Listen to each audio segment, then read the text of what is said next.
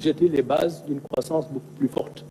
Et le secteur privé devait prendre le relais. C'est vrai, il y a eu la crise de la Covid et il y a également eu la crise russo-ukrainienne.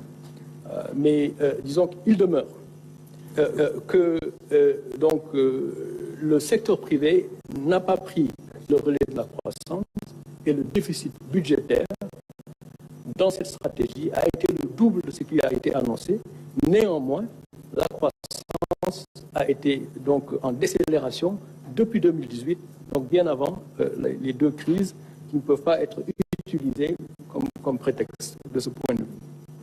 Alors, de ce fait, ramener notre déficit budgétaire à 3% du PIB, comme, disons, nous l'exigent nos engagements donc, dans le cadre de l'UMOA, et la dette en dessous de 70% dans un horizon raisonnable, en mobilisant nos ressources internes tout en améliorant la qualité de la dépense, ne devrait pas nous coûter des points significatifs de croissance. Je dis bien significatifs, à la mesure où nous revenons à nos tendances historiques. Notre projet qui vous sera présenté ultérieurement devrait nous permettre de reprendre la croissance, mais ramener le déficit à 3%, la dette en dessous de 70% du PIB dans un horizon raisonnable ne devrait pas nous coûter donc des points de croissance significatifs. Il nous faudra alors faire une revue systématique des projets et des programmes sur financement extérieur pour déterminer ceux qui doivent se poursuivre et ceux qui seront arrêtés. Ce travail est déjà en cours afin d'améliorer l'efficacité des investissements publics. Les dépenses de fonctionnement seront également rationalisées, notamment par la réduction des subventions à l'énergie, nous y reviendrons, une stricte application des procédures de marché public, la maîtrise de la masse salariale et des stratégies d'optimisation de la commande publique et d'utilisation des biens et services par les administrations. Alors, dans le souci d'améliorer la qualité de la dépense, il s'agira pour le gouvernement de protéger également les couches vulnérables par un meilleur ciblage des bourses familiales tout en éliminant les subventions non ciblées, notamment à l'énergie, pour ceux qui ne devraient pas en bénéficier. Des mesures structurelles seront également prises dans le sens de la réduction du coût de production et de vente de l'énergie pour le mix énergétique. Ce sont nos projets à court et moyen terme. Pour rappel, rien que pour les années 2022-2023, les subventions à l'énergie ont coûté au budget de l'État plus de 1200 milliards de francs CFA, des subventions à l'énergie non ciblées. Alors, la mobilisation des ressources internes se fera en réduisant les exonérations fiscales, en élargissant l'assiette fiscale, tout en réduisant les taux d'imposition, pouvoir promouvoir le civisme fiscal et en menant des réformes qui inciteront les entreprises à la formalisation. On sait déjà que 97% de nos entreprises sont informelles, donc les inciter à se formaliser permettra également de favoriser le civisme fiscal. Cela va jeter les bases de finances publiques saines, gage d'une souveraineté budgétaire retrouvée pour mieux accompagner le secteur privé. Alors, comme Monsieur le Premier ministre le disait tout de suite, ce point de presse n'est pas le lieu de discuter des détails du référentiel des politiques publiques, dont le premier draft en cours de finalisation circule déjà, mais il vous sera présenté le 7 octobre prochain. Je vous remercie. Merci, Monsieur le ministre de l'Économie.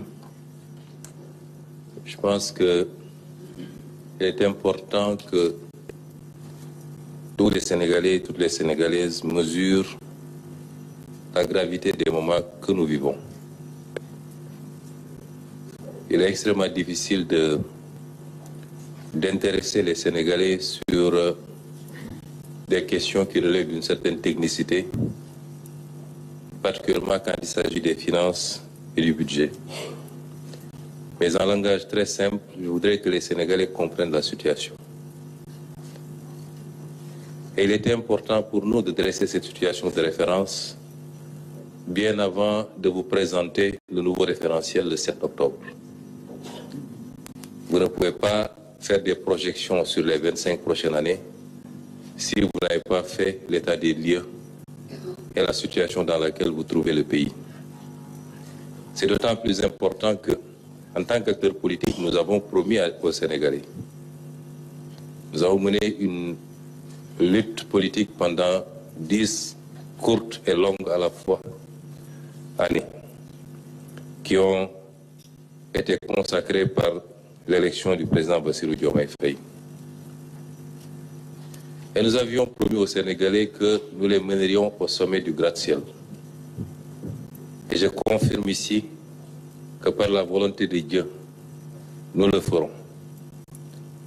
Mais en le faisant, même si nous soupçonnions et même si nous avions quelques éléments de preuve que la situation du pays n'était pas au beau fixe, nous étions loin de nous imaginer que les choses étaient si catastrophiques. Et donc ce que je voudrais dire, c'est que pensant être au premier étage, nous avions promis d'accélérer les choses pour amener le pays au sommet. Après l'inventaire et l'état des lieux, nous nous rendons compte que nous trouvons le pays au 4e sous-sol. Il nous faudra faire un effort de rattrapage qui exigera de notre part à tous beaucoup de sacrifices.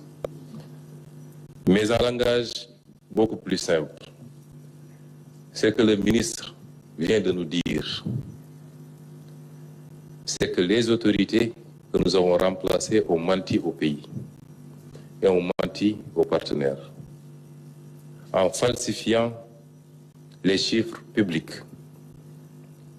en donnant des données erronées, au moins sur les 3 aspects qu'il a soulevés, mais vous pouvez le considérer sur tout autre aspect, en l'occurrence ici, le déficit public, qui est au double de ce qui a été annoncé pendant tout ce temps. La dette publique, qui est 10 points plus élevée que ce qui a été annoncé. Et de manière constante d'ailleurs, de 2019 à 2023. L'exercice aurait pu remonter plus loin. On aurait su ici, la tendance avait pris départ un peu plus tôt, mais les 4 exercices nous suffisent pour voir à quel point le régime du président Macky Sall a menti au peuple, a menti aux partenaires, a tripatouillé les chiffres pour donner une image économique, financière et budgétaire qui n'avait rien à voir avec la réalité. C'est d'une gravité extrême. D'une extrême gravité. Sur le 3e point, il a abordé la question du surfinancement. De manière très simple, ça veut dire simplement que les partenaires avaient accepté que le Sénégal puisse aller en termes de levée de fonds au-delà de ce qui était annuellement autorisé en prévision du début des 4 premiers mois de l'exercice 2024 qui, dans tous les